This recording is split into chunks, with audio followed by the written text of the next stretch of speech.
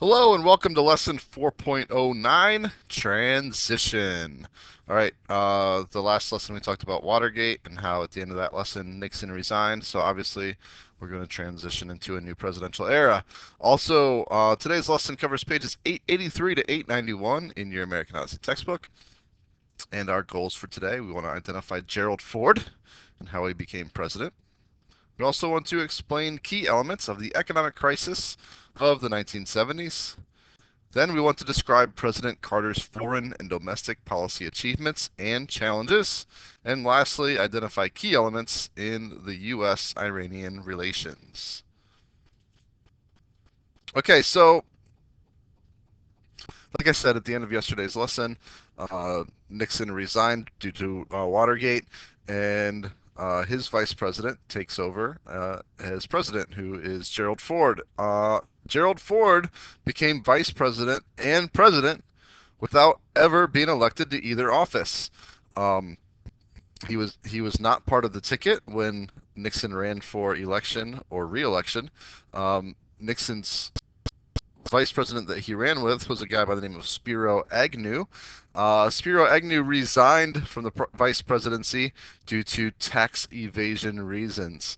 So Gerald Ford was then appointed by President Nixon to be the vice president. Then when Nixon resigned as president, Gerald Ford took over as president. So yeah, Nixon nominated Ford to be vice president after Nixon's former vice president Spiro T. Agnew resigned. Ford then became president when Nixon resigned.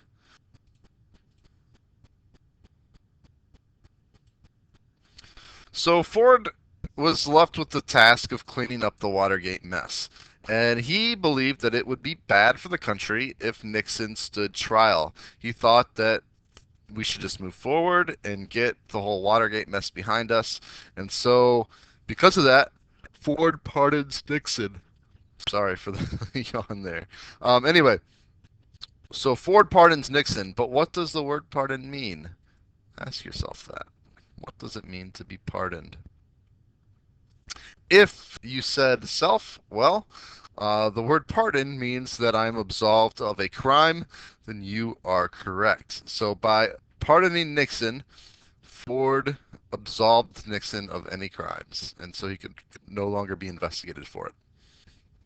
Uh, this does not go over very well with the public, and Democratic congressional candidates won big in the 1974 election as a result of this. Okay, so the 1970s is a time that we kind of look back at as a time of economic crisis. And the reason for that is a term that we call stagflation. Stagflation. Stagflation is a combination of two terms, the mix of the word stagnation and the word inflation. So basically, what is stagnation? Stagnation is it was the unemployment at the time was very high, and inflation is when prices go up. So you have high unemployment and you have high prices of goods. So what caused the unemployment rate to go up? Well, baby boomers were coming of age and joining the workforce. What do we know about the baby boomers? There was a ridiculous amount of them, right? Much more than the previous generation. So now there's more competition for jobs. Women became part of that because they were seeking jobs in greater numbers than ever in history. So now we have not only the baby boomer generation being larger than the previous generation, but you add to that women who were in the job force before, but not as large in I can't talk in the same large amount of numbers. And lastly, U.S. factories were cutting or moving jobs overseas. So this is like the perfect storm of unemployment, right? Why was prices going up? Well, OPEC cut the supply of crude oil. OPEC was an oil OPEC controlled all the oil in the Middle East, and so by cutting the supply of crude oil, if you think about basic economics, the law of supply and demand, if you have less supply and the demand supply goes down, demand goes up. When you have more demand than there is supply, the price of that goes way up. So that's why oil prices increased. And then prices for most other things increased too because oil is necessary for production and for transportation of said goods. So that is how we got stagflation in the 1970s. Okay, so we talked about how Nixon pulled all the troops out of Vietnam, right? And our involvement in Vietnam came to an end then, right? But the Vietnam War itself, because remember, the Vietnam War started before we were ever involved with the North against the South. So the Vietnam War ended during Ford's presidency when North Vietnamese troops took control of Saigon on April 30th of 1975. Now we've already kind of talked about that, how the war ended and the North took over the South, and that they became one communist nation. Right, the entire thing we were there to prevent. Um, we talked about in yesterday's lesson the Nixon tapes. Um, Part of the Nixon tapes reveals conversations with Henry Kissinger, who was Nixon's Secretary of State.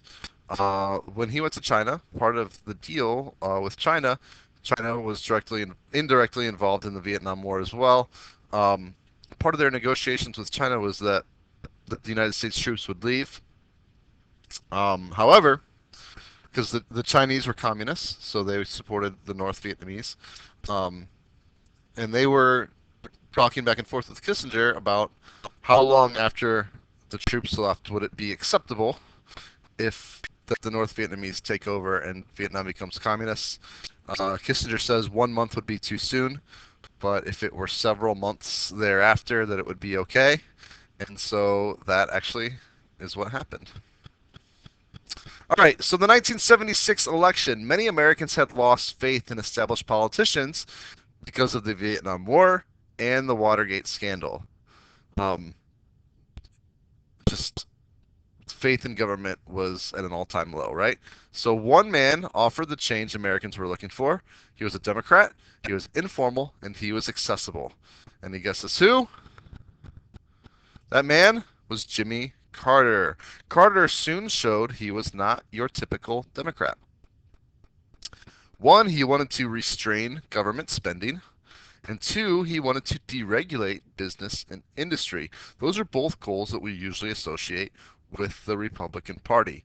So that's kind of the interesting thing about Carter, because remember when we talked about Nixon, Nixon, although he campaigned as being a harsh conservative, he actually was uh, enacted a lot of moderate policies as president, and Carter kind of followed that path. He was more of a Democrat and a liberal, but he was more moderate in these two areas when he became president. So part of that, how is he informal and accessible? Well, at his inauguration, he wore an everyday suit. So basically, a suit that you could buy off the rack, right? As opposed to a super expensive tailored suit. Um, he walked down Pennsylvania Avenue after the ceremony instead of riding in a limousine. Some presidents in the future would copycat that. President Obama comes to mind. He and Michelle did the same thing when he was elected. Um, and he wore a sweater during an early televised address to the nation. So he's kind of conveying more of a Mr. Rogers theme here, as kind of like the nice guy, the approachable guy, and that's why people really trusted him as being kind of accessible and informal as well. Okay, so Carter's achievements. Carter, and this is a very good domestic policy achievement. He spoke out strongly against apartheid. It was a big mission of his to end apartheid. And you might be thinking to yourself, what in the heck is apartheid? Uh, well, hopefully you remember it from Modern World Studies last year, but apartheid was South Africa's policy of strict racial segregation. He was very anti-apartheid. He then signed a treaty to return sovereignty over the Panama Canal to Panama by the end of 1999. As you know, it's past the year 1999 now, and we no longer have any control over the Panama Canal. That control is held by the Panamanians. His biggest foreign policy achievement, probably his biggest achievement overall as president, uh, is the Camp David Accords. The Camp David Accords. So what were they? First of all, why were they necessary? The purpose was to bring peace to the troubled Middle East, especially between Egypt and Israel. Obviously, we know that there have been issues in the Middle East going back a long, long time, right? Carter had this goal that by having Egypt and Israel make this agreement and show that they could work with each other peacefully, each side giving concessions, um, that would promote other Middle Eastern countries to do the same. So who was involved? United States President Carter. He was kind of like the moderator, I guess, or the mediator of these of the agreements. Obviously, he had ultimately the two sides themselves had the most to give. Carter's role was to mediate them. For Egypt, Anwar Sadat, and for Israel, Menachem Begin. So talks between Begin and Sadat were mediated by President Carter from September 5th through 17th of 1978.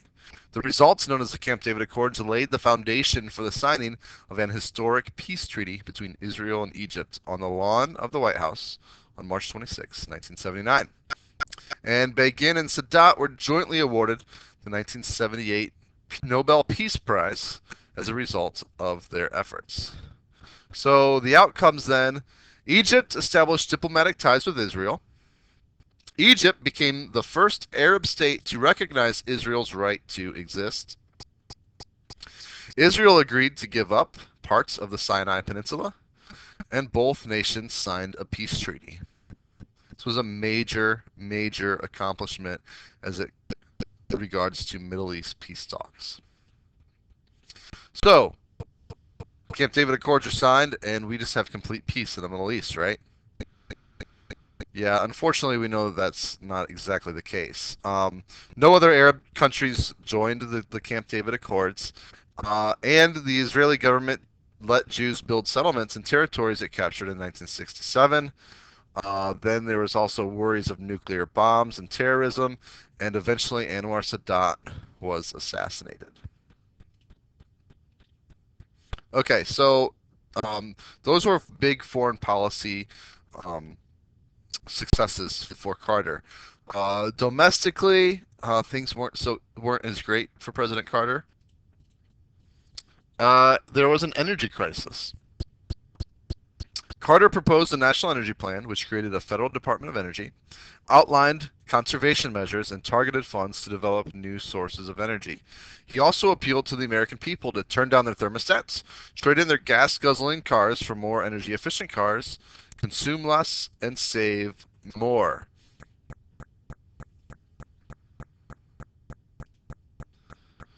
This was a foreign policy failure for President Carter, and that was the Iran hostage crisis.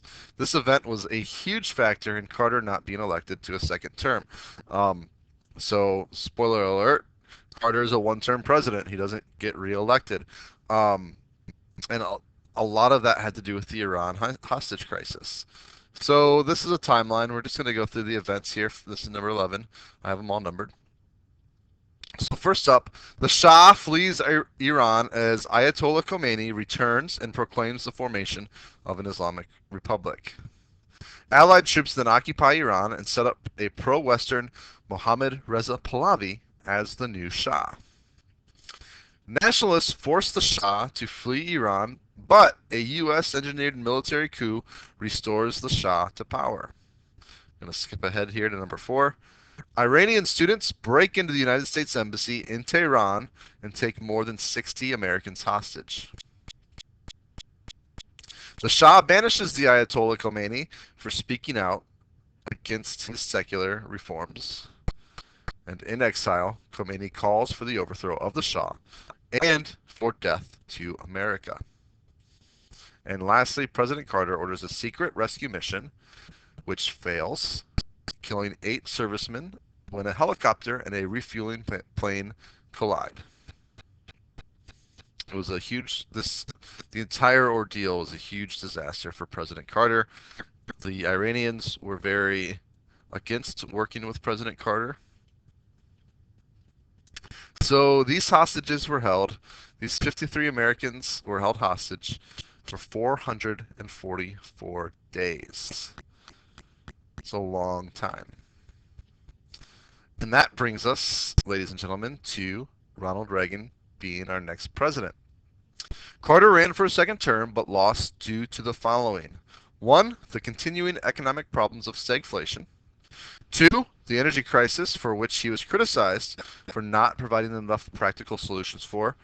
And 3. The Iran hostage crisis, which his administration was unable to resolve. When President Reagan took the oath of office, minutes later, those hostages were freed. So again, that brings us to President Ronald Reagan, who was a former actor. Nobody thought had any chance of ever becoming president, and he was elected president, beat Jimmy Carter in his re-election bid. All right, just a few quick questions here. All the following contribute to the economic crises of the 1970s except A, the Watergate scandal. The reasons why Jimmy Carter lost the 1980 election to Ronald Reagan include which of the following? A, the Iran hostage crisis and domestic economic problems. Which of these is considered Carter's most successful accomplishment in foreign affairs? And that would be B, the Camp David Accords.